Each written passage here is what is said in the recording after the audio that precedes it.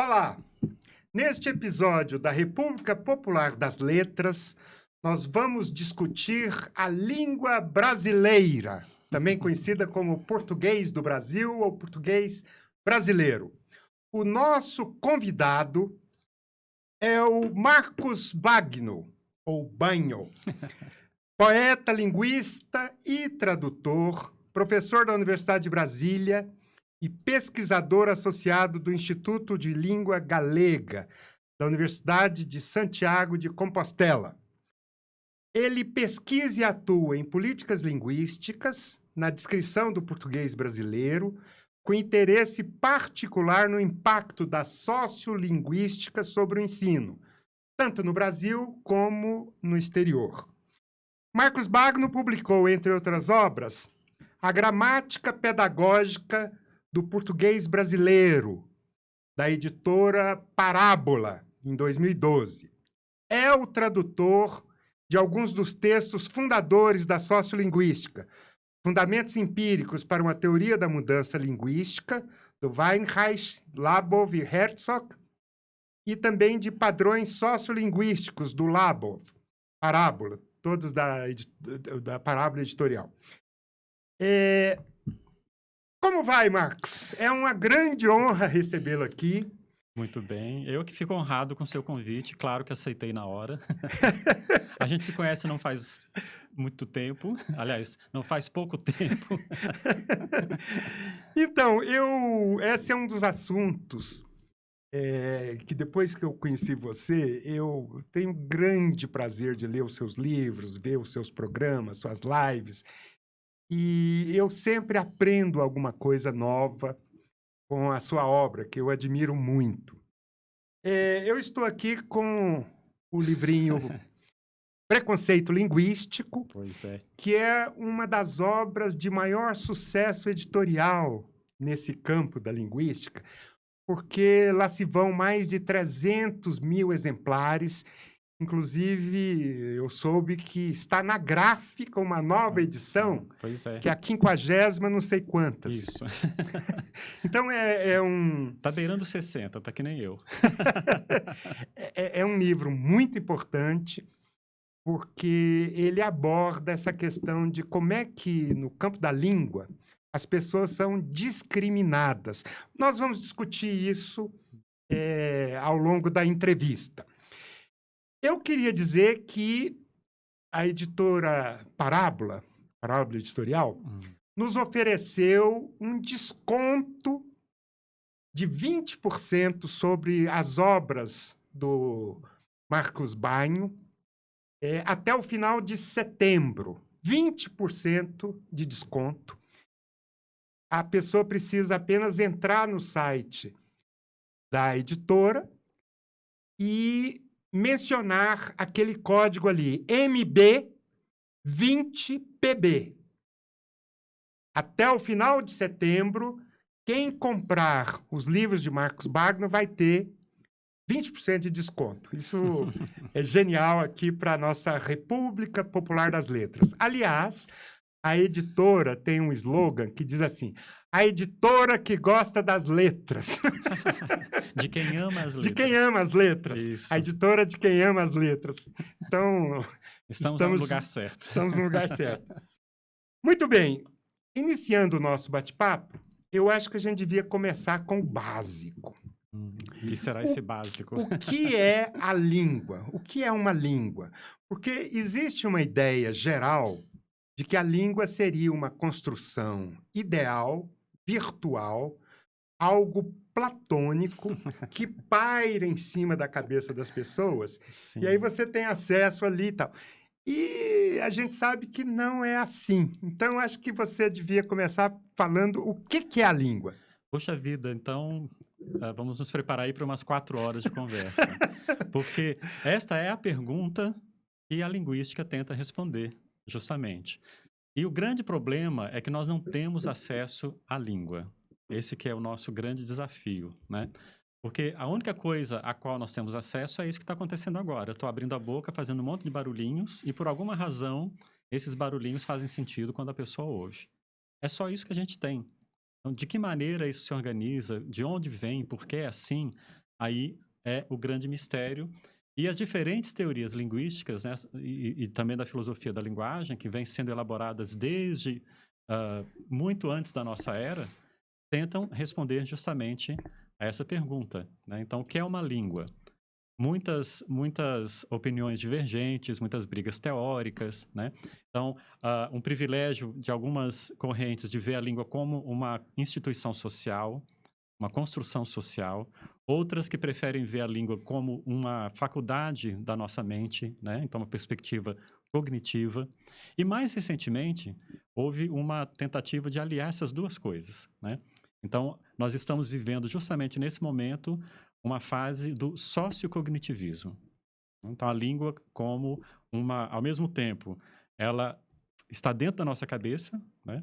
Mas como nós somos indivíduos gregários, nós vivemos em sociedade, a língua também depende das interações sociais para poder existir, né? Então, hoje em dia, o que está em andamento é essa visão dupla da língua, como ao mesmo tempo é uma instituição social, é um traço da cultura, mas também pertence à nossa constituição mesmo como espécie. Uma coisa interessante que ocorre com as línguas é que elas evoluem ao longo do tempo, Sim. Evoluir no sentido de se transformar, de né? se transformar. É porque é engraçado que existe uma ideia de que a palavra evolução significa melhora, né? É um país evoluído, então é um país desenvolvido, etc. Mas, desde o nosso amigo Darwin, a gente sabe que não é assim, né? Isso. Então, na verdade, o que eu digo, um Tiranossauro Rex estava tão bem adaptado para o seu ambiente quanto uma lagartixa está hoje, né? Isso. Não É há mais no sentido de adaptação. adaptação, transformação por meio da variação. Isso que é muito interessante também, porque a origem das espécies, né, a teoria evolucionista do Darwin trabalha com variação.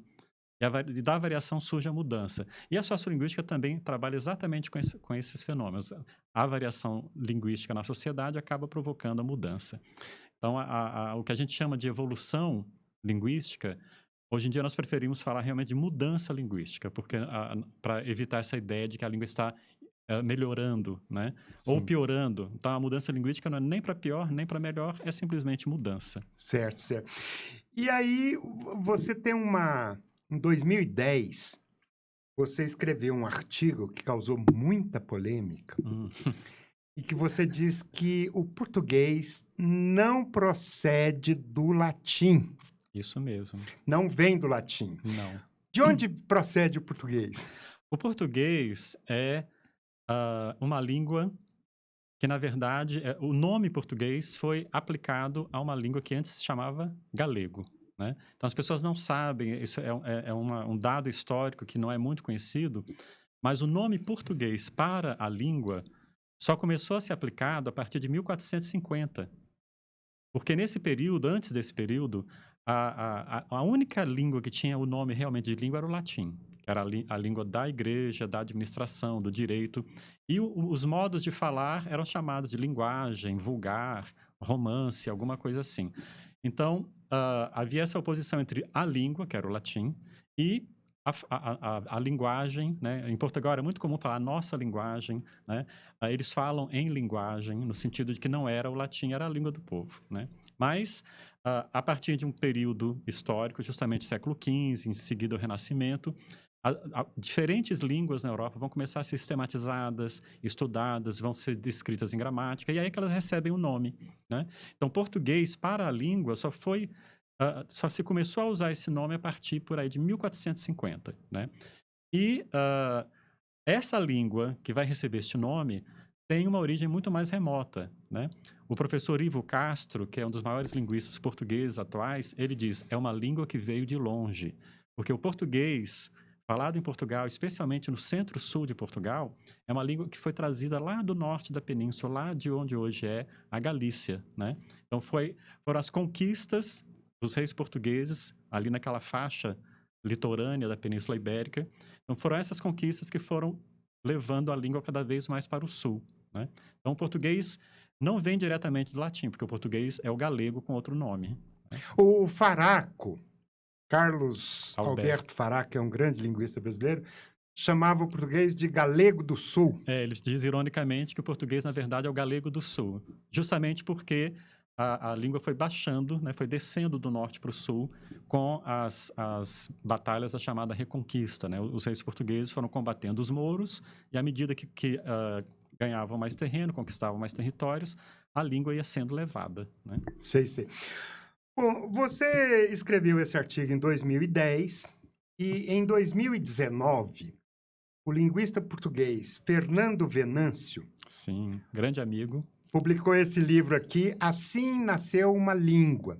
E ele aprofunda, naturalmente, os dados históricos dessa evolução do galego, que surgiu da fricção do latim, dos soldados romanos e tal, com as línguas celtas que havia ali no noroeste da Espanha, a Galícia, Sim, e criou-se essa língua que foi baixando, como você disse, né? exatamente. E há informação de que esse livro vai ter agora uma edição brasileira, né? Brasileira. Sim, parece que talvez a partir de outubro ela já esteja disponível, né? Vai ser publicada no Brasil, para grande alegria do Fernando Venâncio e minha também, porque este é um tema que é muito pouco abordado no Brasil. Né? Nós herdamos de Portugal, né, da ideologia linguística portuguesa, essa noção de que o português nasceu ali dentro do território atual de Portugal, já diretamente se desenvolvendo diretamente do latim, mas o Fernando Venâncio, junto com outros autores que também vem falando sobre isso, mostra que na verdade não foi assim, né? A língua surgiu lá no extremo noroeste da península, onde hoje é Galiza, e um pedacinho do norte de Portugal também, e por vicissitudes históricas, guerras, conquistas, ela foi sendo levada para o sul, como eu disse, né? E foi se estabelecendo nos territórios que antes eram dominados pelos árabes, pelos mouros, né? E a conquista sempre faz com que haja movimento de população. Então, à medida que o Reino de Portugal ia se formando, as populações iam descendo, iam ocupando os novos territórios e levando, então, a língua, ou então, quem já morava ali adotava a língua do conquistador, porque tudo indica, né, é bem provável, que os habitantes do que era Portugal, naquele momento da Reconquista, eram falantes de árabe já, né? Porque depois de quase 700 anos ali de dominação árabe, provavelmente eles eram falantes de árabe, e com a conquista dos reis portugueses, né, levando aquela língua que veio lá do norte, eles foram assumindo essa língua. Por isso que a gente diz que, aliás, o próprio Ivo Castro diz que o português do centro-sul de Portugal é uma língua que veio de longe e primeiro ela foi segunda língua dessa população. Foi uma língua 2, foi uma língua que foi aprendida, não foi aquela língua materna, aprendida já desde criancinha. Primeiro, ela foi uma língua segunda. Sei, sei. Uma das marcas do galego, já uma marca própria dessa língua em relação ao latim, era a queda, foi a queda dos L's e dos N's intervocálicos. Isso. O Fernando Venâncio, evidentemente, dá aquele exemplo da palavra luna, Isso. lua, Uhum. que em espanhol continua sendo luna, em italiano também, em francês é lune, mas em português, ou melhor, galego, virou lua, Lua. não é? Primeiro teve um estágio luma, Luma. porque esse ne intervocálico caía, mas ele primeiro nasalizava a vogal que vinha antes. E depois essa nasalidade desaparecia. Então, por exemplo, do latim corona, primeiro veio coroa e depois coroa. Né? A mesma coisa com a lua. E você sabe que no interior do Nordeste ainda existem pessoas que dizem lua. Luma, assim, No olha, sertão da Bahia, né, os mapas que a gente tem dos atlas linguísticos, então, claro que essas coisas vão desaparecendo, né? Mas ainda existem pessoas que dizem luma, com essa nasalidade que é bem antiga, né? Que provavelmente já estava na fala dos primeiros portugueses que chegaram por aqui, né? e no caso dos L's, eu me lembro aqui daquele verbo relinchar, que virou rinchar. Rinchar, né? Aí estão muitos exemplos, né? Então a gente tem cor, dor, por exemplo, né? Que color, dolor. A gente percebe o L volta nos termos derivados, então, colorido, dolorido, mas a palavra básica, a palavra que é mais empregada, perdeu o seu L. Então, cor, dor. A cobra também, que vem de Culebra. colebra. Então, é muito curioso, porque essa é realmente, digamos assim, a marca registrada do romance latino surgido ali no noroeste da península, que é a queda do ne e do le intervocálico. Os galaicos que moravam ali, né, devem ter dado às palavras latinas um tratamento que eles já davam à própria língua, né. Então seria muito bom se a gente tivesse uma máquina do tempo para voltar lá e saber que língua é essa que eles falavam e por que que eles não gostavam do ne e do le intervocálicos, que são consoantes próximas, né, elas são consoantes dentais, né. Então aí tem alguma coisa muito particular dessa da língua derivada do latim que se fala ali, que começou a se formar por ali, que é a queda desses 2 sons intervocálicos. Sim. Existe um motivo ideológico pelo qual os portugueses dizem que a língua portuguesa deriva do latim diretamente. Sim. Eh, Provavelmente é uma das origens do preconceito linguístico que vigora hoje, é esse rechaço dos galegos. Roceiros, o pessoal que veio lá da roça, etc. É muito melhor você ser descendente dos nobres romanos, latinos, não é isso? É, sem dúvida. Agora, uma das supostas provas que os portugueses levantam é que na língua portuguesa existem muitos N's e L's intervocálicos que foram readotados, principalmente ali no século XV, XVI. Como é que se deu esse fenômeno? Esse é um fenômeno que é comum às línguas de cultura europeias nesse período renascentista, né. Tem até um nome que é relatinização. Então, a partir do momento em que a língua do povo passa a ser a língua falada pelas pessoas cultas, a língua da corte, essa língua precisa ser moldada, né, ela precisa receber o que eu chamo de um banho de loja, né, para ela poder desempenhar essas funções mais prestigiadas na sociedade. Vai ser a língua usada nos documentos oficiais, etc. Então, a partir desse momento, essas línguas vão ser gramatizadas, então elas vão ser descritas em gramáticas, né? E vai haver todo um processo de criação mesmo de palavras novas para poder preencher essas necessidades técnicas, eruditas, filosóficas, científicas. Então, os termos vão ser buscados diretamente do latim, no nosso caso, né? No caso das línguas românicas. É por isso que nós encontramos, por exemplo, a palavra dedo, que é muito antiga na língua, e a palavra dígito, que vem diretamente do latim, né, e de criação muito mais recente, né. Então, nós temos na língua, no léxico da língua, palavras que a gente chama de formação popular, que são muito antigas, e as palavras de formação erudita, que são essas que foram criadas a partir do étimo latino. E, curiosamente, então, nós temos duplas, né? Então, você tem macho e másculo, né? Você tem obra e ópera, por exemplo, né? Agora, o Fernando diz que, no nosso caso, quer dizer, no caso dos portugueses, esse fenômeno da relatinização Uhum. se deu com o modelo da língua castelhana. Exatamente. O Fernando Venâncio ele insiste muito nesse ponto, né? Ele até fala que uma vez ele me disse que escreveu um livro chamado O Espanhol Proveitoso, porque foi exatamente isso. O castelhano, ali no século XV, XVI, gozava de muito prestígio, já tinha uma tradição literária muito forte, e até os portugueses, os intelectuais portugueses, normalmente eram bilíngues, eles escreviam em português e espanhol, né? Isso mesmo antes da União Ibérica. De modo que eles se aproveitaram de muita da relatinização que já tinha sido feita em espanhol e trouxeram para o português.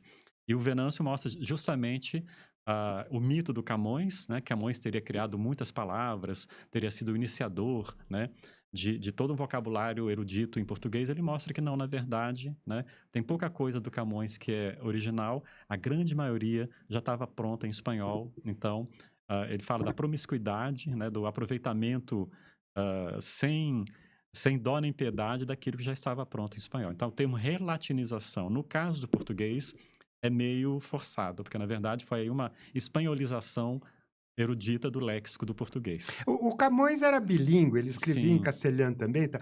Agora, o Fernando cita também que o próprio Antônio Vieira, que tinha algumas dúvidas, um certo desconfiança dos espanhóis, ele próprio, entre aspas, contrabandeou um monte de espanholismos para o português. Era inevitável, justamente, primeiro, por causa do prestígio da língua de Castela, né, do castelhano, e a proximidade das línguas também permitiu isso, né? Então, importar palavras do espanhol, elas vinham prontas, né? Vinham prontas. Não tinha muita coisa para fazer em termos de adaptação, né? Sim.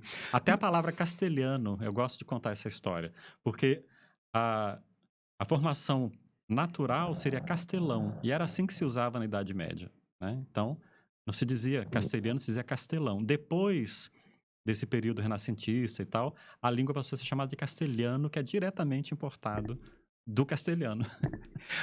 Você disse no seu último artigo, publicado no blog da Parábola, que esse livro, que você prefacia, né, a Sim. edição brasileira, ele vai trazer um monte de surpresas, curiosidades, etc. Eu talvez deva adiantar uma aqui, que eu achei muito engraçado, que é o fato de que, em nossa época, o Zé Saramago é um dos importadores de espanholismos, porque ele morava nas Canárias, onde se Isso. fala o espanhol todo dia, etc. Então, ele trouxe um monte de expressões, Sim, de construções do espanhol para...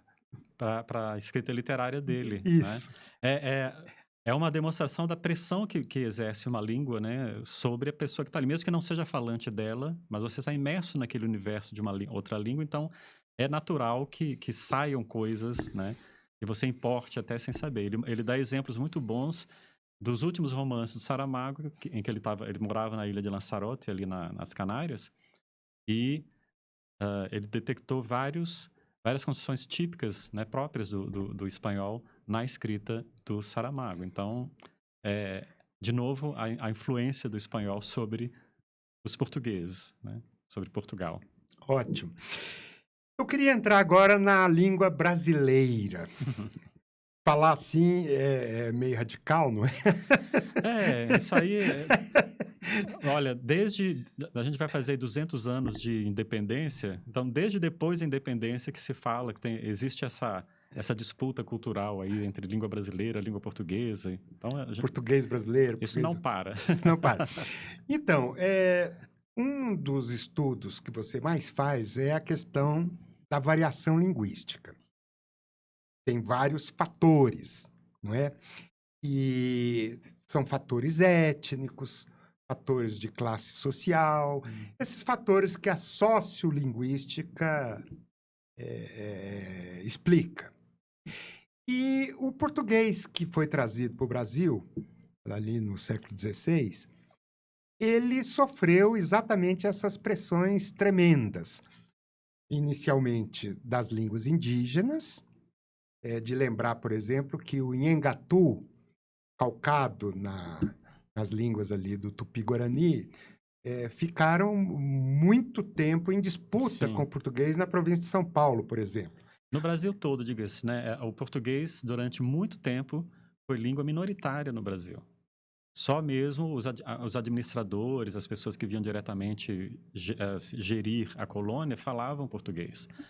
A adoção das chamadas línguas gerais de base tupi foi ampla. Então, mesmo a população que ia nascendo aqui, como a maioria eram filhos de mulheres indígenas com homens europeus, aprendiam a língua da mãe, né? Então, o próprio Antônio Vieira tem uma carta famosa em que ele diz isso, né? Poucas pessoas falam português, as crianças nascem falando a língua da mãe, e quando vão falar português? Quando forem à escola, né? Então, durante muito tempo, o português foi língua minoritária no Brasil. Eram as duas grandes línguas gerais, a língua geral paulista e a língua geral amazônica, que eram as mais empregadas, né? Depois, a partir do final do século XVIII, com a descoberta do ouro em Minas Gerais, é que veio um grande afluxo de portugueses para cá, né? Então, cerca de 500.000, 500.000 portugueses vieram num espaço muito curto de tempo em busca do ouro, né? Para fazer o Brasil, como se dizia, para enriquecer, e depois voltava para lá. Isso foi fazendo também com que pessoas de outras regiões do Brasil se dirigissem para Minas E ali o português foi se impondo como a língua de comunicação geral, né? Então, a partir desse momento, então já 200 e tantos anos depois da chegada dos portugueses, que o português começa o seu período de expansão para se tornar a língua homogênica do Brasil. Então, isso demorou tempo. E é interessante que quando ocorre isso, há a pressão das línguas africanas, não é? Sim. Porque aí os escravizados vieram para explorar essas minas, etc. E a língua aqui do Brasil sofre essa pressão tremenda do... Sim, sem dúvida, né? Ah, eu digo que o português brasileiro ele é indo-europeu na superfície, mas na camada mais profunda, nas raízes, ele é muito africano. É Né? pretoguês. É pretoguês, como dizia A Lélia. a Lélia Gonzalez, grande intelectual negra brasileira. Pretoguês é isso mesmo, porque as pessoas escravizadas tinham que aprender o português, literalmente, aos trancos e barrancos, né? Porque uma coisa é você aprender uma língua de maneira sistemática, vai na escola, tem um professor, etc. Mas ali, por necessidade de comunicar entre si e com os senhores, né, eles foram aprendendo o português e nesse aprendizado eles foram transformando, regramaticalizando a língua, fazendo aquilo que a gente sabe normalmente, que é trazendo para a língua nova elementos da sua língua ancestral, né? Por isso que a gente tem uma grande quantidade de palavras de origem africana no português brasileiro. Nenhuma pessoa no Brasil consegue passar um dia sem dizer pelo menos uma palavra de origem africana, né? Isso aí é muito legal, muito interessante. E o nosso ritmo, o ritmo de fala brasileira é uma conservação que se deveu justamente ao ritmo de fala das línguas africanas. Porque veja o que aconteceu em Portugal, né? Uma transformação fonética radical, o desaparecimento das vogais tônicas, né? Isso que até dificulta para que nós brasileiros compreendamos os portugueses, né? Então, esse ritmo pausado, que era do português medieval, né, e clássico, foi mantido no Brasil justamente porque ele corresponde ao ritmo das línguas africanas que vieram para cá, especialmente as do grupo Banto, né? Dizem até que não é possível escandir os versos do Camões no português atual europeu, não é? Não funciona. A métrica de Camões não funciona no português europeu, justamente por causa do encolhimento, né, das vogais átonas.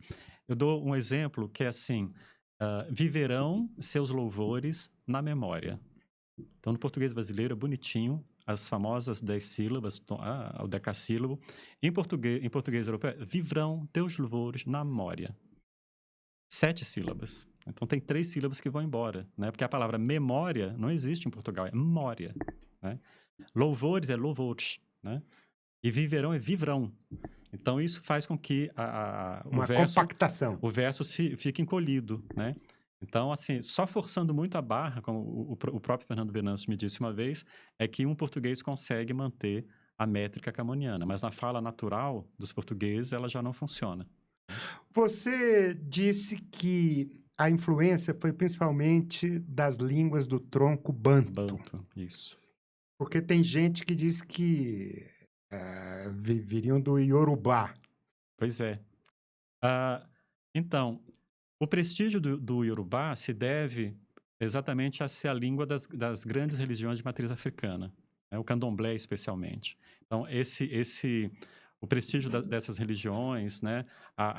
O impacto cultural que elas têm, né, na nossa sociedade, levam ainda muitas pessoas a achar que o Iorubá é a língua que melhor representa a africanidade do Brasil. Mas não é, né? Porque os falantes de Iorubá, das línguas oeste-africanas, eles ficaram restringidos a algumas localidades, especialmente o recôncavo baiano, enquanto que os falantes de Banto foram levados para o Brasil inteiro, né? E os falantes de Iorubá chegaram depois, né? Primeiro foram trazidos os falantes de línguas do grupo Banto, né? Como explica muito bem a professora Ieda Pessoa de Castro, né, no seu livro Camões com Dendê. Que eu Então, acabo de adquirir. é, É absolutamente genial esse não, isso aí livro. não tem igual. A Ieda Pessoa de Castro é uma professora baiana que se interessou desde muito cedo pelas línguas africanas. Ela foi para a África fazer o doutorado dela. Então, ela foi para lá, né? como a gente disse, foi lá para a Boca do Leão, né? Foi trabalhar diretamente com as línguas africanas, fez o doutorado lá e é a nossa maior pesquisadora em termos de léxico africano no português brasileiro. Então, ela trabalha especialmente com o léxico e com o ritmo silábico. Mais recentemente, linguistas mais novos estão fazendo o levantamento dos impactos gramaticais propriamente ditos, morfossintáticos das línguas africanas no português brasileiro. E isso é simplesmente genial.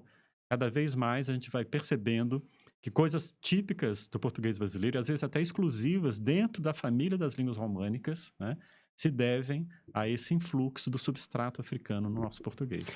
Você está mencionando trabalhos da Charlotte Galvez e Joanita Avelar. Isso, são professores da Unicamp que têm se dedicado a essas pesquisas. Já tem muita coisa publicada.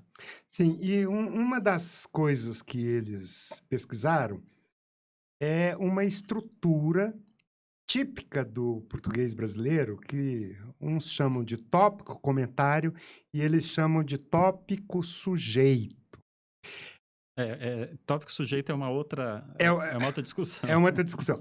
De qualquer forma, tem duas frases aqui, e em seguida eu vou apresentar uma terceira, que parece que são típicas das línguas bantas, né? Por exemplo, meu telefone acabou a bateria. Isso. E a outra é, essa rua não passa ônibus. Exatamente. Então, qual a diferença entre a estrutura típica das línguas românicas, que é sujeito, verbo, predicado, desse tipo de... A Charlotte e o Ranito falam de uma expressão de posse. Quando você diz, por exemplo, meu telefone acabou a bateria, na ordem, né, clássica seria a bateria do meu telefone acabou. Mas nós antecipamos, né, o telefone e apagamos a preposição. Então, meu telefone acabou a bateria. Com isso, meu telefone se torna sujeito, né, ele se torna sujeito, ele já não é mais, né, o que ele era antes, né, dentro a expressão genitiva, né, e um verbo que não tem normalmente objeto passa a ter. Então, meu telefone acabou a bateria, né? Então, quando na verdade a bateria do meu telefone acabou. Mas isso hoje em dia em português brasileiro é completamente normal, né? Então, assim, eu rasguei o vestido, né? Como é que diz? Né? Meu bebê está nascendo os dentes, né? Olha, isso é tão comum, né? Você joga na internet, tem lá, pergunta de mães e pais para os médicos. Meu bebê está nascendo os dentes, o que é que eu faço? Isso dói? Então, essa construção, meu bebê está nascendo os dentes, causa tilt em qualquer outra língua, inclusive no português europeu. Aquela janela da direita venta muito. Isso. Minha janela não bate sol. Minha janela não bate sol. Então, eu queria te mostrar uma canção do Nelson Cavaquinho. O Juízo Final. Que é o Juízo Final, a canção maravilhosa, que tem um exemplo ali muito interessante. É verdade, é verdade. Então, ali eu digo, o sol há de brilhar mais uma vez, a luz há de chegar aos corações, o mal será queimada a semente, o amor será eterno novamente. Ali eu estou assinalando o mal. Sim. Porque nas transcrições em geral, e até em algumas performances, eu já vi, por exemplo, que a Elza Soares canta dos dois jeitos. Então tem uma que corrige, entre aspas, aquele o mal e fala no mal. Só que para ser coerente ali na estrutura da poesia, é o mal mesmo. O mal será queimada. Como é que é isso? Se nós levarmos em conta como está escrito aqui, de fato é parecido com minha janela não bate sol, né? Aí seria do mal será queimada a semente do mal será queimada. Então, na reestruturação que é própria do português brasileiro, nós teríamos isso, o mal será queimada a semente. Porque quando ocorre essa reformulação sintática, a preposição desaparece, né? Então, você fala a semente do mal, às vezes fala, o mal será queimada a semente. Então, a preposição vai embora, né? Que é o fenômeno mais interessante nessas transformações. E ali, realmente, para manter um paralelismo, né, você tem o sol, a luz, o mal, o amor, sempre como sujeitos, né? Então, o sol há, a luz há, o mal será e o amor será também. Então, ah, eu não sei se, de fato, o Nelson Cavaquinho escreveu assim, mas Ele canta assim. o fato de alguém ter transcrito assim é porque isso já está perfeitamente incorporado à nossa gramática, Sim, né? sim. Que coisa interessante, né? Maravilhoso. Eu me lembro que uma pioneira dos estudos desse tipo de estrutura no Brasil é aquela Eunice Pontes, Eunice Pontes, que exatamente. fala do tópico comentário.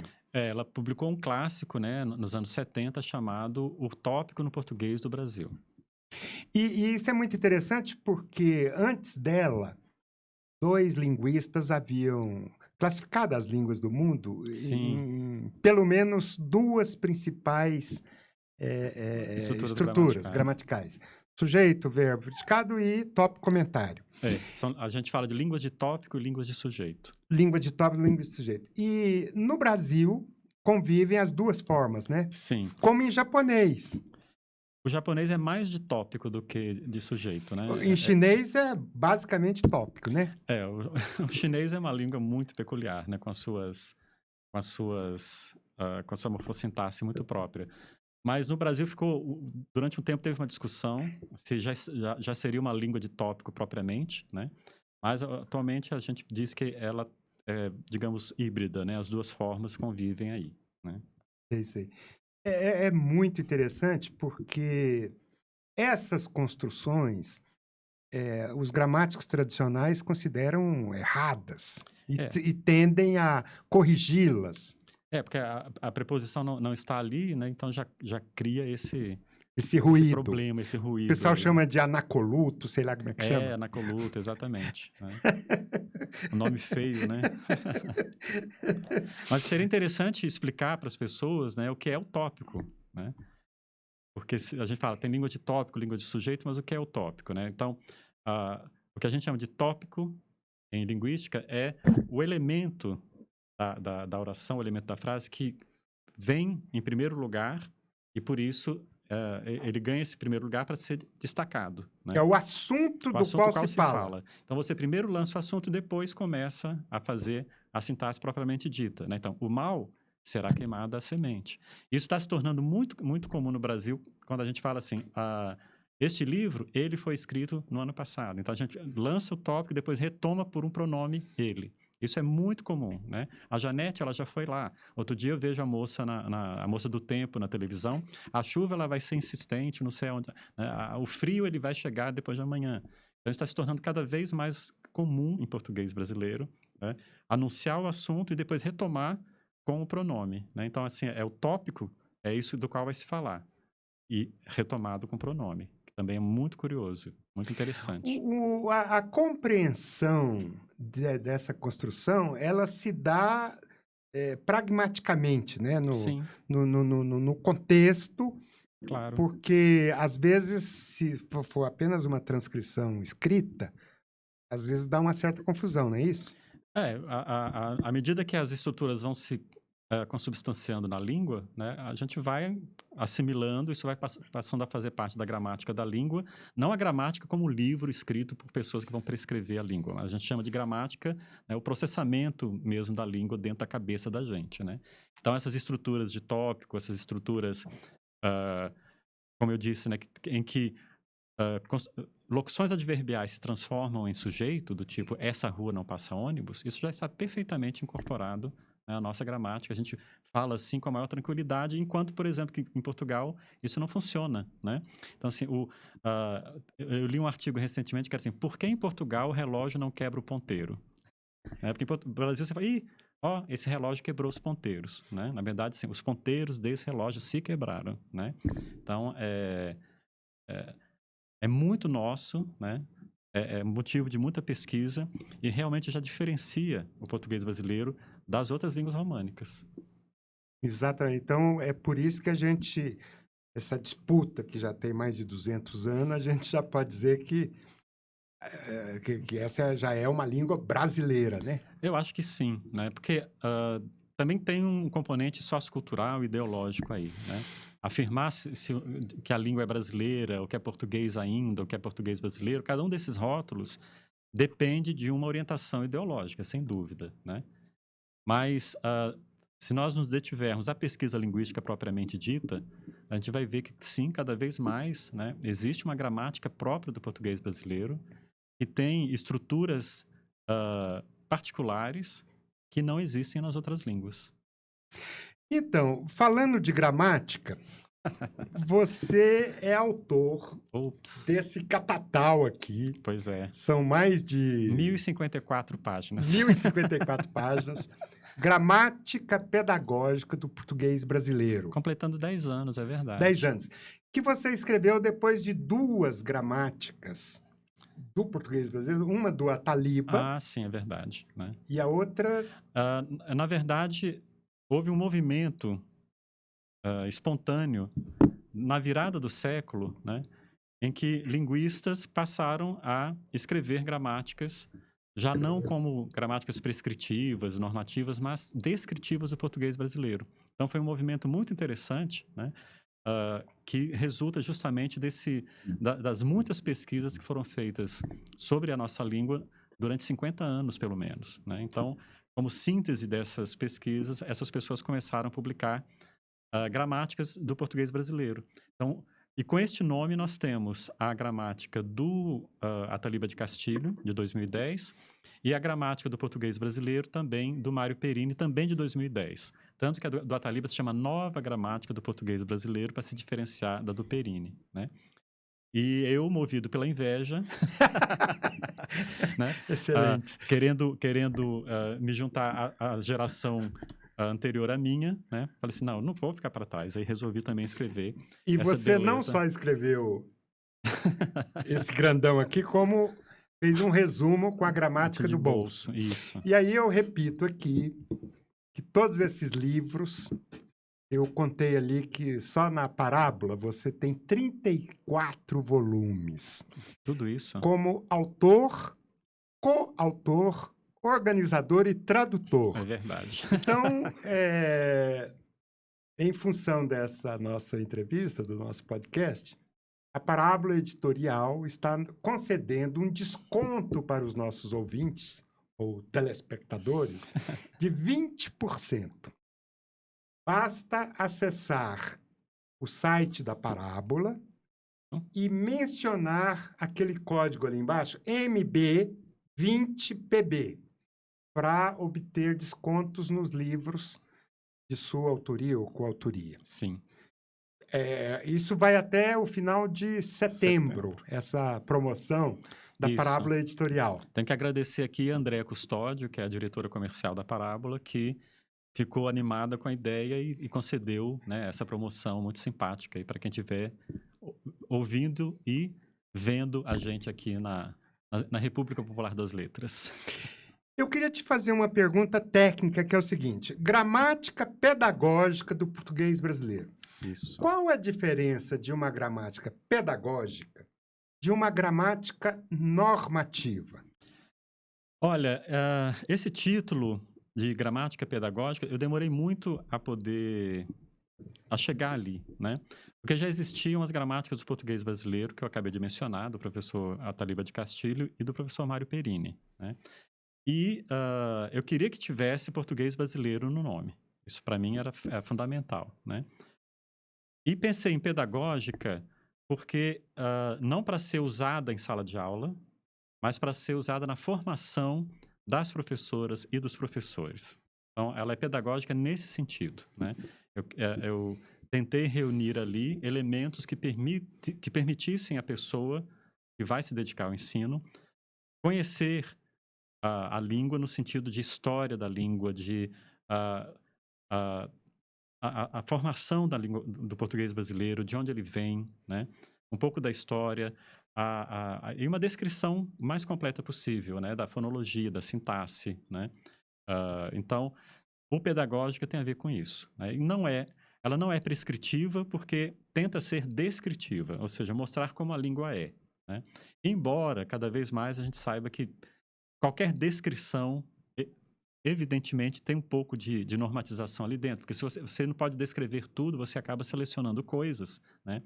E motivado por diferentes aspectos do seu gosto, da sua formação, né? Mas ela tenta não ser prescritiva. Essa que é a diferença, né? Ela não é uma gramática em que você vai dizer, não, assim está errado, o certo é assim. Ela vai dizer, ó, é assim que acontece na língua. Com essa informação, você faça aí o que for possível, né? Você trabalha muito com essa questão da discussão do que os gramáticos tradicionais chamam de erro. Sim. E ao descrever o português brasileiro tal qual ele se realiza, você às vezes faz até algumas gozações. Por exemplo, esses dias eu vi um comentário seu sobre a mistura dos pronomes, Ah, sim. que tem gente que fica todo eriçado se usa o ti da Isso. segunda pessoa Aham. Nas nas legendas. construções da que supostamente exigiriam a terceira pessoa, não é isso? Pois é, eu fiz essa postagem porque eu estava vendo uma série falada em inglês e com legenda em português. E eu ficava, mas por que que essas pessoas não traduzem diálogos da maneira como nós dialogamos no Brasil, né? Então, assim, a mãe para a filha, eu vou levá-la comigo. Qual é a mãe brasileira que, falando com a filha, vai dizer assim, eu vou levá-la comigo? Não existe, eu vou te levar comigo, né? Então, é por aí que foi essa minha discussão, né? Esse patrulhamento linguístico é tão pesado, né, e na hora de escrever, até uma legenda, que devia ser uma coisa muito mais próxima do verossímil, da oralidade normal, acaba criando essa coisa estranha, né? Ou usar o pronome seu, onde seria dele, né? Então, assim, eu encontrei fulano e seu filho. Ninguém diz isso, né? Encontrei fulano e o filho dele, né? O seu, para nós, se dirige a você diretamente, né? Então, eu fico analisando isso, eu até perco alguns momentos da série que seriam interessantes, porque eu fico ali coletando os dados, aí tenho que voltar para ver o que aconteceu, né? Então, é isso, né? Essa fuga, essa tentativa de escapar do português brasileiro real. E, ao mesmo tempo, nós encontramos coisas que são também condenadas pela gramática normativa e que a gente chama de hipercorreção, do tipo, você entregaria-me à polícia? Entregaria-me não existe, né? Pela gramática normativa tinha que ser entregar-me-ia, é a famosa mesóclise. Ou simplesmente você me entregaria para a polícia? Então, são essas hipercorreções da pessoa, não só ela tenta fugir do português brasileiro autêntico e tenta obedecer a uma norma padrão que ela mesma não conhece, não domina bem. Então fica essa mistura, essa coisa híbrida, né? Que eu falo, são normas híbridas, que tentam fugir do português brasileiro, mas não conseguem, porque volta e meia ele entra ali de qualquer modo, porque é impossível fugir da própria intuição, e também tem essa dose de hipercorreção. Aí fica uma coisa, uma salada, assim, que para nós linguistas é muito interessante, mas que na verdade reflete a instabilidade das normas, né? A insegurança linguística que as pessoas, mesmo as mais letradas, têm, porque a nossa tradição escolar impõe um modelo de língua que é completamente irreal, né? Esse que é o problema. Esse. Quando você está falando dos linguistas, evidentemente a gente tem várias escolas. Sim. Algumas que você classifica de platônicas, não é? Incluindo a gramática gerativa do Sim, Chomsky. muito platônica. E tem os campos, as escolas que levam em conta os fenômenos na sua execução, Sim, sim. como se realiza na prática. São as chamadas escolas funcionalistas. Funcionalistas. Isso. A gente opõe os formalistas e os funcionalistas. Essas que são as duas correntes que vêm aí disputando. Quais são as formalistas? Olha, hoje em dia, a formalista básica mesmo, assim, a grande corrente formalista é a gramática gerativa que foi elaborada por Chomsky, né? Então, assim, ele é o grande formalista, já faz 50 anos ou um pouco mais que ele lançou o modelo teórico dele e se transformou na grande corrente linguística formalista, né?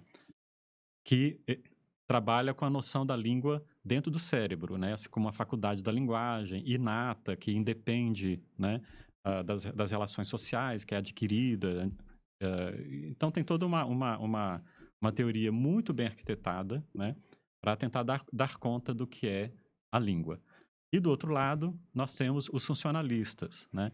Uma das grandes linguistas brasileiras é a Maria Helena de Moura Neves, que recentemente até ganhou um prêmio como cientista do ano. Tem um trabalho de muitas e muitas décadas, e ela diz que o funcionalismo é como o protestantismo, tem várias igrejas, né? Então, quando vai falar de funcionalismo, a gente fala funcionalismos, porque existem várias correntes. Elas têm algumas coisas em comum, que é justamente a consideração da língua como um meio de comunicação inserido numa dinâmica social, né? Então, esses aí são os pontos básicos da língua funcionalista. Levar em conta a interação por meio da linguagem e o que isso significa, né, em termos de comunicação, a pragmática da língua, o que é que eu quero fazer ao dizer tal coisa, né? Então, as escolas funcionalistas têm essa base comum, mas aí depois os termos, né, as descrições vão depender de cada uma dessas correntes. Sei, sei. Uma curiosidade pessoal que eu tenho é o seguinte: na psicanálise, o Lacan, por exemplo, Uhum. ele leva em conta que a mente funcionaria com algumas regras da linguística. Sim. Que linguística ele leva em conta? O Lacan, ele vem de um período, né, que é a explosão do que a gente chama de estruturalismo, né? Então, o estruturalismo foi uma corrente filosófica muito importante na primeira metade do século XX, né? Na linguística, ela surge aí a partir dos anos 20, supostamente, né, com o livro Curso de Linguística Geral, atribuído a Saussure, que não foi ele que escreveu, né? Então, Saussure, o linguista suíço. suíço. Então tá lá o nome dele, mas a gente sabe que não foi ele que escreveu. Tanto que alguns autores hoje já colocam o livro como de autoria dos editores, né? Do Charles Bailly e o Séché. Mas nesse livro aparecem alguns conceitos que acabaram sendo incorporados por outras áreas de conhecimento. Antropologia estrutural, com Lévi-Strauss, né? A semiótica e a psicanálise lacaniana, que tentou aplicar, né, a psicanálise a algumas desses conceitos teóricos do estruturalismo, né? Ele diz o inconsciente funciona como uma estrutura, né? Então, tem a ver com essa corrente filosófica e científica do começo do século XX, que é o estruturalismo. Aí depois começa o pós-estruturalismo com Foucault e essas pessoas todas, né? Mas são as diferentes... Mas são formalistas, né? Sim, o estruturalismo clássico é formalista, tanto assim que muitos autores, muitos historiógrafos da língua dizem que o Chomsky é, na verdade, um estruturalista com um novo formato, mas ele prossegue no estruturalismo com essa ideia de que a língua é um objeto em si mesmo, né? E, de certa forma, independe da interação, da ideologia, né, das trocas entre as pessoas, né? Ele fala do falante ideal, né? Então, ele diz que a teoria linguística deve se ocupar de um falante ideal que mora numa sociedade homogênea, que não comete nenhum tipo de deslize, ou seja, uma pessoa que não existe, né? Então, Sim, primeiro, não existe sociedade homogênea, né? Então, essa que é a principal crítica que se faz, né? A teoria dele, que é uma língua que não é falada por ninguém, né? É uma língua computacional, praticamente. Uma coisa interessante é que um desses livros que você traduziu, Fundamentos Empíricos para uma Teoria da Mudança Linguística, Isso. um dos autores é o Weinreich, que, aliás, parece que é o pioneiro da teoria do tópico comentário, né? Eu acho que ele descobriu isso umas línguas semíticas, não sei o que lá, etc. E ele dizia que uma língua é um dialeto, na época lá, França, Sim, com marinha e exército. mas não é ele. Não é ele, não? É o pai dele. É mesmo! O autor desse livro é Uriel Weinreich. O pai dele é Max Weinreich. Ah, é o Max Weinreich. Isso, né? Então, o Max Weinreich é que diz que toda língua é um dialeto com exército e marinha. E agora a gente pode acrescentar aeronáutica. Né? Aeronáutica. Então, assim, para conquistar o título de língua, tal como a sociedade em geral concebe, essa língua tem que ser oficial, tem que ser sustentada por um Estado e, portanto, né, Exército, Marinha e Aeronáutica. Então, assim, um modo de falar de uma comunidade que não tem prestígio político é considerado um dialeto, uma língua minoritária, ou coisa assim. Língua mesmo, né, é aquela na qual você tem assim, a Constituição do país escrita, né? Então, essa a brincadeira dele é nesse sentido, né? Que fica sempre essa discussão. Isso é uma língua? Né? Tal coisa, esse modo de falar pode ser classificado como língua. Então, o rótulo de língua, na verdade, depende muito mais de fatores culturais, políticos, ideológicos, do que propriamente linguísticos. Né? Sei, sei, sei. Eu estou levantando essa questão porque é espantoso que o Brasil, com 215, sei lá, milhões de pessoas, não tem uma política linguística forte. Uhum. Por exemplo, a China tem o Instituto Confúcio Isso. para estudar o chinês no mundo todo. Os espanhóis têm o Instituto Cervantes. Portugal tem o Instituto Camões. Por que nós não temos um Instituto Machado de Assis? Isso aí é uma disputa já há bastante tempo, né? E se você estudar, né, as políticas linguísticas do português e do espanhol, você vai ver as grandes diferenças, né? O Sérgio Buarque de Holanda, no Raiz do Brasil, ele mostra as diferenças da colonização portuguesa e na colonização espanhola, e isso também tem a ver com a política linguística de cada uma dessas nações aí, né? Então, o espanhol né, existe a academia, a Real Academia, né, da língua espanhola, e existem as subsidiárias em todos os países de língua espanhola. Então, forma-se ali uma grande sociedade, né, e uma política linguística. Publicaram uma nova gramática imensa que tenta, né, mostrar o funcionamento do espanhol em todos os países que têm a língua como, né, língua majoritária, oficial, né. E desde sempre Espanha teve uma política linguística. Portugal não teve, né? Então, tanto que, por exemplo, aqui, quem fez política linguística de início foram os jesuítas que codificaram essas línguas gerais, né? De base indígena. E nós herdamos um pouco isso. E também tem, da nossa parte, né, um dado cultural que a gente até hoje acha que a língua é dos portugueses. Eles são 10 milhões, nós somos 215, né? Nós representamos 90 e tantos por cento dos falantes de português no mundo. Então, se existe um Instituto Camões, para que vai existir um Instituto de Língua Brasileira, né? Se já está ali representado. Então, Portugal tem, hoje em dia, uma política linguística muito bem definida, né? Concede bolsas para as pessoas estudarem lá, distribui professores de português em várias universidades do mundo, né?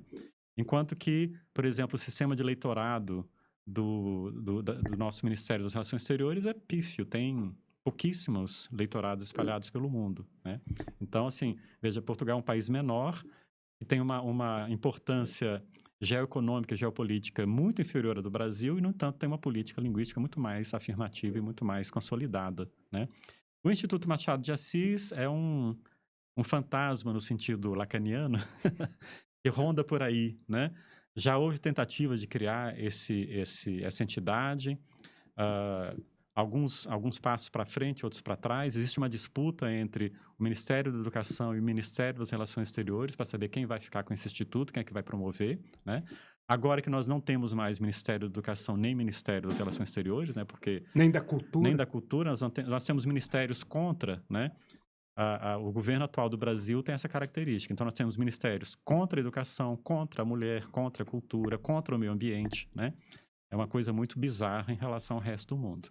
Então, essa tentativa de criar um instituto para a divulgação do português brasileiro está aí paradinho, né? A gente não vai saber quando é que isso vai ser retomado. No futuro governo do Lula, que nós esperamos Esperamos, que sem dê dúvida. certo, você não acha que a gente devia brigar por esse instituto? Pois é, seria muito importante, né?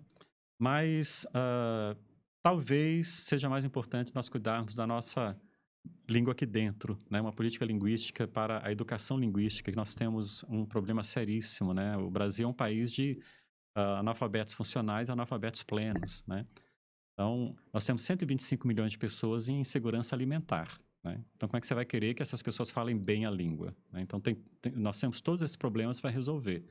E, claro, criar uma política educacional muito mais que realmente seja uma política de Estado, né? A educação nunca foi prioridade em nenhum governo brasileiro. Então, que realmente se crie uma educação linguística de qualidade, bem fundamentada, com formação docente séria, né? E a divulgação da língua no exterior, né? Isso pode ser É feito... decorrência. É decorrência, tem que ser uma política, né, que eu acho que prioritariamente a gente tem que cuidar da educação no Brasil, sempre, né? As bases para o ensino de língua portuguesa, houve alguns avanços já, né? Houve avanços, digamos assim, em termos institucionais, em termos de material teórico, né? Então, nós tivemos os parâmetros curriculares nacionais na década de 90, depois a base curricular nacional comum, né? Base comum curricular, mas são movimentos que vêm de cima para baixo, né? Lá embaixo, né, no finalzinho da ponta, onde está a professora, na sua escola, lá no interior de Pernambuco, sem cadeira para se sentar, né? E sem água corrente na escola. Então, você tem assim, um projeto muito bonito de educação, mas ele não chega realmente às pontas onde a coisa é mais importante, onde há a maior carência de tudo, né? Material.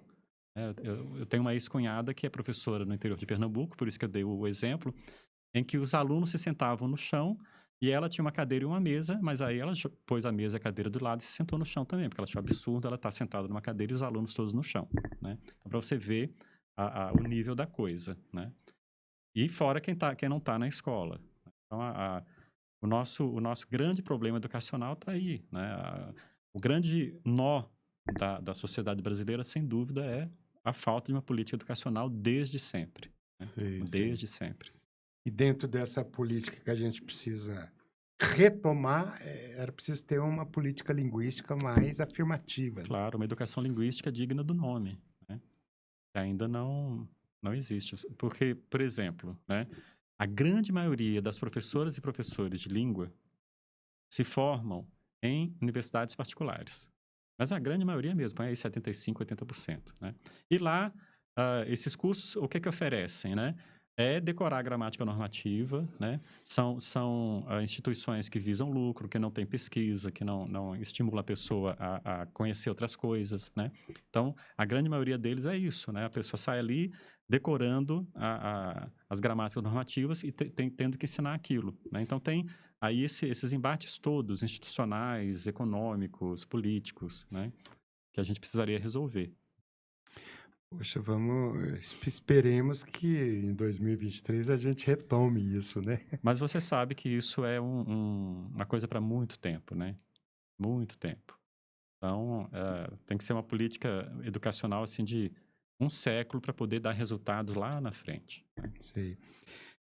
Marcos, a gente já está chegando no final da nossa conversa, que eu achei ótima, Tá ótimo, estimulante. tá muito boa. Mas antes eu queria perguntar um pouquinho sobre você. Eu? Sobre você. Você é também poeta, romancista. É Você verdade. publicou aqui A Vida da A Grécia, Vida na né? Grécia, no ano passado. Você tem 2 livros de poesia, Solipso e Vaganal. Vaganal, isso. E E muitos livros infantis também. Tem livros infantis, A Língua dos Gatos. Isso. E aquela novela A Eugênia, As Memórias de Eugênia. As Memórias de Eugênia. Tinha uma outra que era uma novela da língua, Eulália. A Língua de Eulália. A Língua de Eulália na verdade, é um livro sobre linguística, mas romanceado. Romanceado, né? E entre as suas traduções, uma coisa que é muito interessante é que você traduziu a Bíblia de Jerusalém. Não foi a Bíblia de Jerusalém. É a tradução ecumênica da Bíblia. A tradução é um outro projeto. É um outro projeto. É um outro projeto, né? Eu tenho uma amiga que sempre que me apresenta para as pessoas, ela diz, esse aqui é o Marcos, ele traduziu a Bíblia.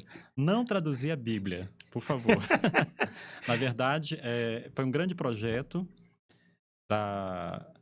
de tradução pela editora Loyola, né? As edições Loyola, que são as edições dos jesuítas no Brasil. Eu trabalhava muito com a Loyola quando eu morei em São Paulo, era a minha principal fonte de tradução, né? Então, aprendi muito de teologia, de história da igreja. E na tradução ecumênica da Bíblia, muitas pessoas foram convidadas a participar, né? E, evidentemente, eu não traduzi a Bíblia, porque é um trabalho imenso, né? São necessárias muitas pessoas, mas havia vários, o que a gente chama de paratextos, né? Glossários, né? Apresentações, e foi aí que eu entrei, né? Eu tenho grande vontade de fazer um podcast com algum especialista na Bíblia como literatura, que eu Sim. acho que seria muito Mas interessante. sem dúvida, sem dúvida. A Bíblia, o próprio nome, né? Bíblia é um plural em grego, né? Você tem Biblion, que é um livro, e Bíblia, que é o plural. Que Porque, muitos de fato, livros. são muitos livros. Não é à toa que cada pedaço a gente chama o livro o livro tal. E são muitos gêneros textuais. Então, você tem ali história, você tem poesia, né? Tem romance, podemos dizer, tem mitologia, claro, né? Tem os preceitos, as leis. Então, tem cartas, né? Então tem de tudo ali dentro. Então, a Bíblia, na verdade, é uma coleção completa É uma biblioteca é mesmo. é uma biblioteca ela mesma. Me fale um pouco do seu romance, A Vida na Grécia. A Vida na Grécia, pois é. Esse romance foi publicado no ano passado, em 2021. E, na verdade, ele levou mais de 30 anos para ser escrito. Nossa! É curioso, né? O meu primeiro livro, primeiríssimo livro que eu publiquei, era um livro de contos que foi premiado, né? Na época, o prêmio literário mais importante no Brasil era o Prêmio Nestlé de Literatura. Então, em 1988, eu inscrevi um livro de contos nesse concurso, venci, né? E o livro foi publicado. E já nesse primeiro volume de contos, tinha um conto com um personagem, um menino chamado Manuel. E aí depois eu fui escrevendo ao longo desse tempo todo várias outras histórias com esse mesmo personagem à medida que ele ia crescendo, né? Então, eu fui acompanhando o Manuel ao longo do tempo, né? Infância, adolescência, até a idade madura, e escrevendo isso sem nenhuma pretensão de publicar, né? Então, era uma espécie de autoanálise literária, porque tem muita coisa minha, né? Muito autobiográfico, mas também ao mesmo tempo fingido, né? Como sempre faz na literatura. Só que eu cometi a loucura de dar esse livro para o meu editor, que se chama Marcos também, Marcos Massionilo, que é o editor da Parábola Editorial. Aí ele leu, me ligou aos prantos, dizendo que o livro era lindo, que era maravilhoso, que tinha que publicar de qualquer maneira, né? Aí eu falei, mas será mesmo, né? Assim, ele está sempre em processo de ser escrito. Não, vamos publicar. E aí, finalmente, né, lançou A Vida na Grécia. Então tá aí o meu romance, meu primeiro romance, levou 33 anos, e é muito interessante porque ele acompanha o menino até a idade madura, e também a linguagem vai se transformando ao longo desse tempo. Justamente porque eu comecei a escrever 30 anos atrás, então meu estilo era né, e hoje meu estilo literário é outro. Então o livro, além de acompanhar o amadurecimento do personagem, isso se reflete na linguagem também é uma documentação de como eu fui mudando a minha escrita, né? Então, que legal. No início eu era muito influenciado por Guimarães Rosa, né? Então, assim, os primeiros capítulos são muito roseanos, eu tive que desmontar muita coisa para não ficar tão colado no Guimarães Rosa, né? E aí depois fui mudando, né? Com outras características, até chegar no último capítulo, que é completamente proustiano. Não tem nada a ver com Guimarães Rosa, né? Então, a linguagem vai evoluindo ali também, né? É muito interessante quando eu leio, eu falo, puxa, naquela época eu escrevia assim, agora estou escrevendo assado, né? E isso também, paralelamente, acompanha o crescimento, né, ao longo da vida do personagem Manuel. Então, eu digo que é um romance de formação, como a gente chama, né? Sim, sim. Então, quando você tem um romance, às vezes até em vários livros que acompanham um personagem que vai ao longo da vida, a gente chama romance de formação. A Montanha Mágica. A Montanha Mágica, né? Tem até um nome lindo em alemão, é Bildungsroman, né? Então, é aquela... de construção. De construção. Então, é um romance de formação e está aqui, né? Mas o linguista que eu sou rouba demais a cena, né? Eu queria muito ser conhecido também como escritor, como poeta, como romancista, mas o lado linguístico não deixa, né? Então, assim, volta e meia eu falo assim, não, estou muito frustrado que lancei esse romance, ninguém fala dele, as pessoas só querem que eu fale desse bendito preconceito linguístico. Dizem as más línguas. Pois é, uma coisa séria, né? Falemos um pouco do poeta. Você tem os dois, Solipso e Vaganal. E Vaganal. Solipso é um ensimesmamento, eu não conheço. Isso, é. São 2 livros pequenos, né? Porque eu comecei a escrever poesia muito cedo, né? Foi a primeira coisa que eu comecei a escrever foi poesia. Já criança, 13, 14 anos, fui escrevendo e ao longo do tempo, claro, muita coisa foi jogada fora, então fui reunindo só aquilo que eu realmente achava que valia a pena, né? E só publiquei. É curioso porque eu ganhei alguns prêmios de literatura, ganhei prêmios literários de poesia. Eu ganhei o prêmio Carlos Drummond de Andrade de poesia em 1989. Olha. O prêmio Cidade do Recife de poesia também, né? Mas só publiquei o primeiro livro, já bem avançado aí para, acho que foi em 2011 ou 2012 que saiu o primeiro, né? Que é o Vaganal. Vaganal. E depois, mais tarde, o Solipso, que é isso mesmo, é o ensimesmamento, né? E tem alguns poemas novos aí guardados. Tem poemas infantis que eu publiquei em livros infantis. Eu tenho um livro chamado O Tempo Escapou do Relógio. É todo de poesia, né? E é dedicado ao público infanto-juvenil, né? Mas a poesia, para mim, sempre foi... para mim, o mais importante para mim, pessoalmente, é a minha poesia, né? Olha que coisa interessante. A linguística, etc., todo esse trabalho, para mim, pessoalmente, né? É uma busca da linguagem para entender muito bem a linguagem para poder produzir poesia, né? Isso é uma coisa interessante. E o poeta mesmo é muito pouco conhecido, né? É isso. Acho que como é uma busca pessoal, ficou para mim. Não, A às linguística vezes está aí para todo mundo, né? Mas a minha poesia talvez seja um para problema de poucos. marketing. Mas a poesia é para poucos, né? Isso é A verdade. poesia é para poucos. É muito difícil, é uma linguagem mais ou hermética ou complexa, muito Exige uma participação muito maior da pessoa que lê. de quem lê, não é? Sem Ótimo, dúvida. excelente. Todo texto exige, né? Sim, sim. Toda leitura é uma construção conjunta, né? Mas a poesia, eu acho que é mais forte isso. Ótimo. Olha, a poesia é mais forte isso, né? Na poesia, isso é mais forte. Então, gente, estamos chegando aqui ao fim desse bate-papo com o poeta, linguista, professor, tradutor Marcos Bagno, e relembrando uma derradeira vez que a editora dele, Parábola Editorial, está concedendo 20% de desconto para os ouvintes e telespectadores desse programa até o final de setembro. Basta acessar o site da Parábola e mencionar aquele código ali embaixo, MB20PB. Além dos 20% de desconto, a Parábola Editorial não cobrará o frete grátis. Olha que beleza. O Marcos tem 34 volumes como autor, coautor, organizador e tradutor. Pois é. Então, você pode fazer vários combos ali. Aí eu quero fazer só uma como é que se diz? Correção. Uma correçãozinha aí. Não é correção, porque você falou a editora dele, no sentido de que é a editora que publica meus livros. Sim. Mas muitas pessoas acham que eu sou dono da editora. Você não é dono? Não. Muitas pessoas acham que a Parábola Editorial, que eu sou sócio dela, que eu sou... ela é minha, mas não é, viu, gente? A Parábola Editorial não me pertence. O que acontece é que eu sou muito amigo dos donos da Parábola, né? Sim, sim. Eu ajudei a criar a editora, na verdade, o nome foi eu que dei, né?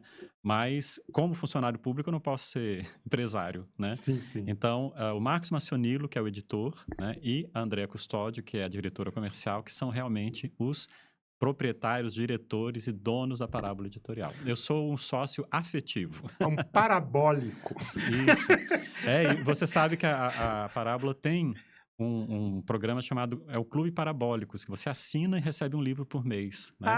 Olha só. É um clube do livro, né? Então, as pessoas que assinam o Clube Parabólicos recebem um livro de surpresa, não sabe qual é, o lançamento do mês, né? Então, a pessoa abre a caixa e tem lá um livro e descobre qual é. E é muito legal, né? Como projeto, né? É muito interessante. Já tem muitos assinantes, mas quanto mais tiver, melhor. Claro, claro. É a editora que ama as letras, aqui na República Popular das Letras. Isso. Bom, a gente vai terminar, então, esse podcast, esse bate-papo, Eu peço que vocês cliquem aí no sininho, dando os likes necessários.